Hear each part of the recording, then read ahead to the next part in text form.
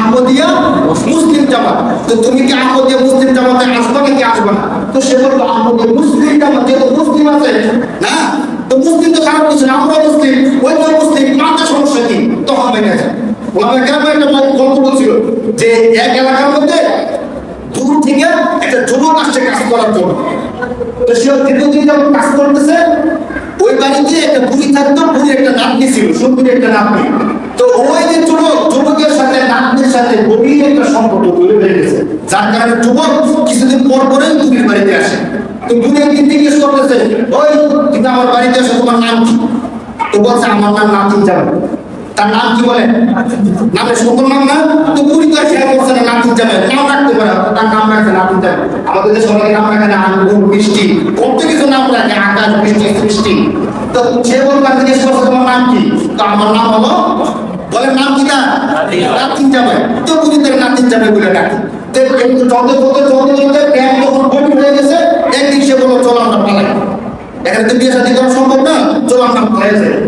এখন ওই যে যুবক বুড়ির নাতিনি নিয়ে পালাইছে। যখন পালাইতে শুরু করছে, বুড়িতে দেখে ফেলছে, বুড়ি দেখে যে যুবকটা নাতিনিরা পালাইতেছে, তখন বুড়ি ওই তাকে পিছনে পিছনে চাইতেছে, চিৎকার করতেছে, এই যে ভাই কে কোথায় আছেন আসেন, নাতিন জামাই নাতিন নিয়ে পালাইল। নাতিন জামাই সবটা দেখে বুড়ি যখন চিৎকার করতেছে আর বলতেছে এই সবাই আসেন, নাতিন জামাই কি নিয়ে পালাইছে? নাতিন নিয়ে পালাইছে। মানুষকে বুড়ির কি মাথা নষ্ট হয়েছে নাকি?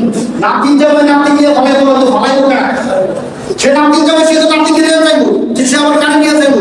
তো যখন সে ঘুরে চলে গেছে গা, সে পলায়ন করতে সক্ষম হয়েছে, সবাই ঘুরে এসে ধরছে, কি ব্যাপার নাতিন জামাই নাতিন নিয়ে পালাইছে, তোমার কেমন থাকে? তাহলে ভাই সে তো সত্যিকার নাতিন জামাই না, তার নাম নাতিন জামাই। মানে কি তাহলে তার কাছে তো আমার নাতিন নিয়ে দিয়ে নেয়, তার নাম নাতিন জামাই, সে আমার নাতিনকে বুঝে যা, সে এখন নিয়ে কি করছে? পালাইছে।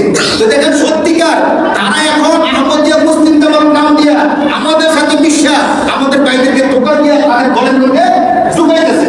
এখন আমরা কেন বুঝতেছে, সাধারণ মানুষ তো বুঝতেছে না যে তাদের নাম আহমদিয়া মুসলিম জামাত, কোনো তো তারা কাফের। এই জিনিসটা যখন ওলামায়ে কেরাম চিৎকার করতেছে আর বলতেছে, তো মানুষ বলতে হায় হায় আহমদিয়া মুসলিম জামাত, তারা দাওয়াত দিবে না, দাওয়াত দিবে কারা? তারাও তো মুসলমানের দাওয়াত দিবে।